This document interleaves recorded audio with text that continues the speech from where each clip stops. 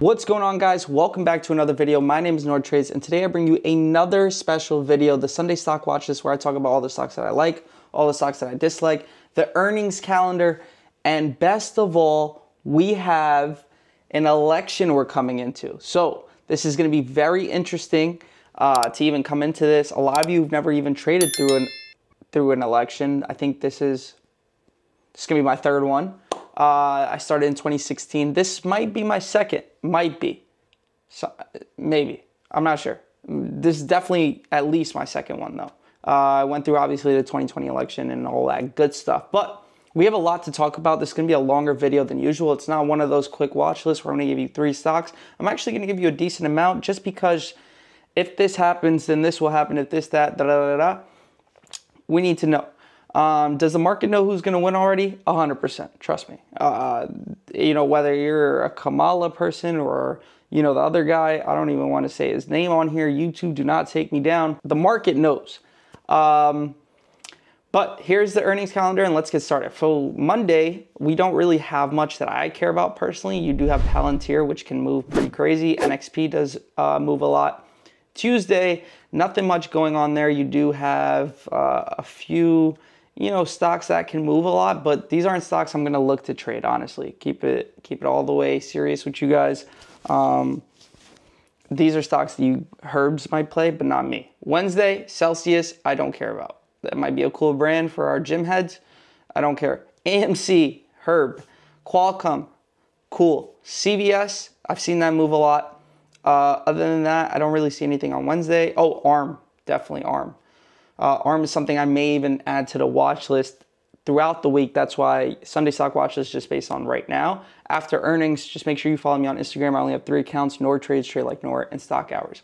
Thursday, Moderna, cool. DraftKings, cool. Well, not cool, but it's there. Affirm, definitely something that can very much move on earnings.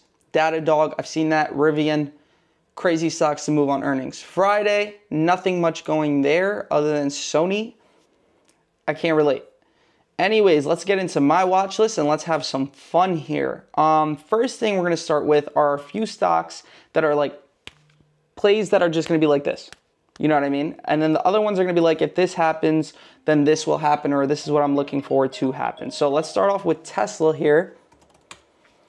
Tesla. I know this chart looks pretty disgusting, especially when you have a move from 212 to 273. I was all over that. I had some sick plays coming into this last week with boot camp. I live traded in front of everyone, and obviously in the Discord, we had some serious plays. Now we're pulling back, highs 273. A lot of you only know how to play highs and lows. Let me show you what I'm looking at this week. So we made a high of 273. We've a retest of this trend, 2, and then 3, well, 3, and then possibly 4, just missed it by a little bit. So when you make trends, a lot of you guys use 2 points, right? You can make 2 points out of anything. I have a dot here and a dot here, and then I can have a trend right there. But if you add a third point, for example, if I have a point here, and a point here, you can't use that point anymore. You only have 2 points now if you use this and this. So 3 points is what you use to make a trend minimum. 2 points, you can make 2 points out of anything, right? So what am I looking at on Tesla? I'm looking for a break of 251 and a hold. Now, this is going to be a little tricky because the hold is on the 1 hour. So the 1 hour candle basically has to close, right? So what you have to do here is base it off strength and divergence. And obviously, if you're not in the Discord, this is going to be a lot harder for you guys. And it sucks, but it is what it is. But for me, you might think, okay, it breaks 252 or 251, whatever the case may be, wherever the trend is at, and you're going to just take that trade. For me, I might not even be in that trade, and you might be thinking just because the trend broke, Nor was talking about it, he's in it. It's going to be based on the strength and divergence. So I need this to break 252 and hold, and it's going to be strictly based off strength and divergence because this is just a trend break. It's not that much after that. I don't have any catalyst. I don't have, you know, anything else to base it off of. What do I have room to? To previous support that it's bounced off 3 times at least, which is at 255.50. Now I'm going to use 255 instead of 255.50 just to make sure I can be out that trade in time. Will I hold past that? Depending on how much strength and divergence we get, that could be the cutoff area. But that's the first play that I'm watching for this week. Next trade, NVIDIA.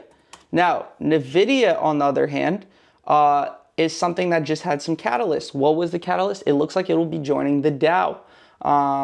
It's official, so it's not looks like, but it is joining the Dow, and that's something to, you know, for a company like this, take some pride in. Investors will get some hype behind this. Does it really mean anything? Not really, no. But investors will take advantage of this, take advantage of the catalyst and some hype behind it. What I'm looking at is the 140 break here. Now, why 140? It's above this trend on the 1 hour. You guys can see there's 3 points here. I didn't see any other trends I need to be worried about. Yeah, I'm good. Cool. It's the same one on the 30-minute and the 1 hour. Perfect. Lines up. So I'm watching strength and divergence as well for 140. How much room do I have? Well, first target would be that 142.26, that previous high where it bear flagged at.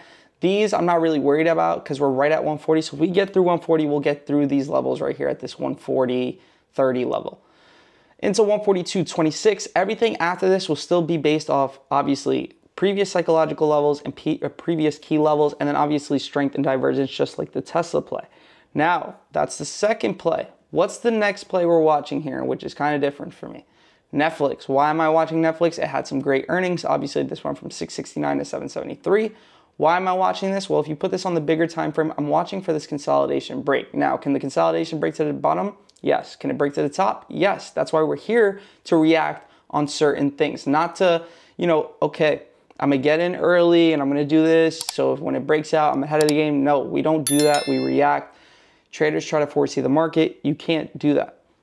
Now, do I like playing this to the downside? Not really. So if we do get the downside consolidation break, not really interested. The top side, I won't even be into like 770. You know, I'm going to be pretty late to this consolidation break. Usually I would probably use around like 765, but I'm going to wait till 770 for the upside on Netflix. It's the consolidation break on this.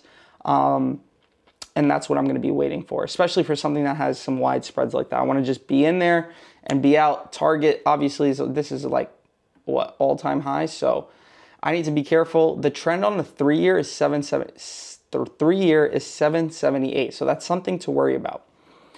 Next thing I'm watching, now we're starting to get into things where if something does happen, then this will react in this way. So let's start with Amazon, right? This isn't too crazy, but I'm not really a fan of this stock, but for you guys who have smaller accounts, definitely something to pay attention to. Now, a lot of you look at this bearish, double top, this, that.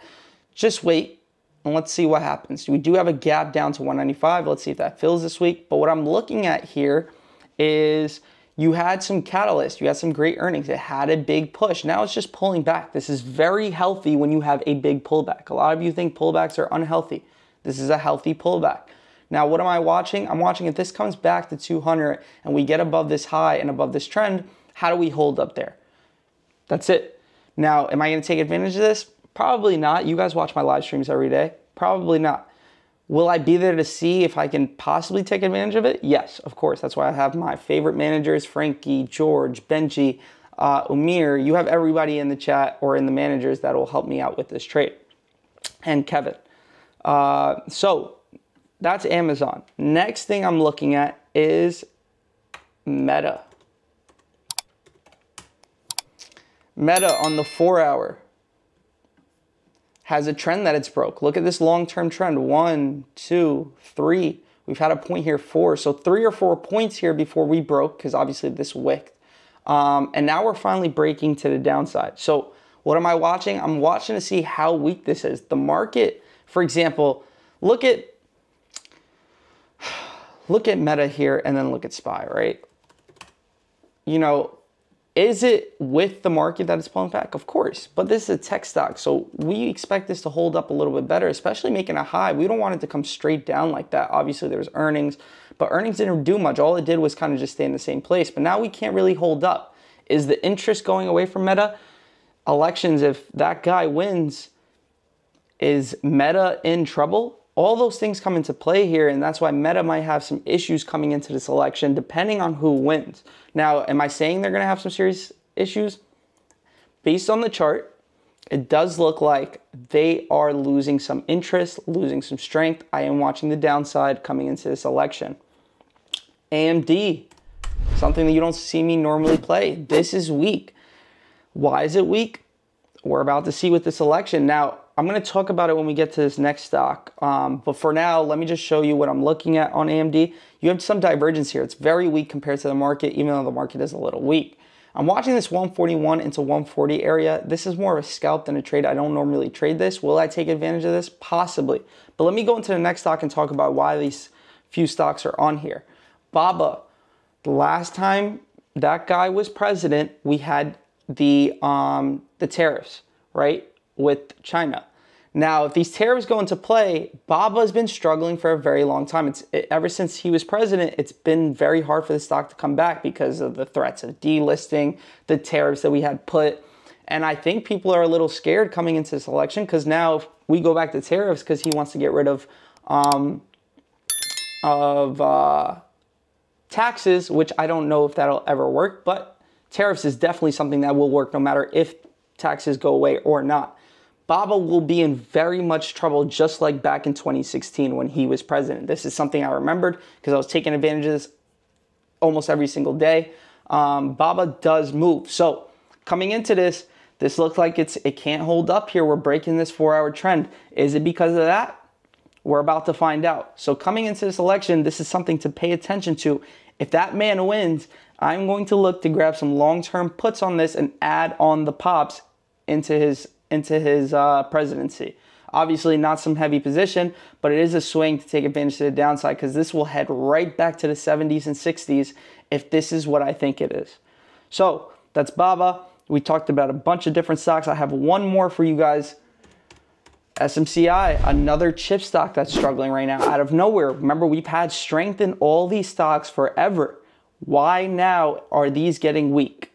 You got to keep those things in mind. Where are these chips being manufactured? Where are they? Where are they coming from? Go from there. Think deeper. Obviously, the charts is telling you one story, but you have to understand from a longer story. So now this does have that issue with the presidency, but I am watching that 1-year trend.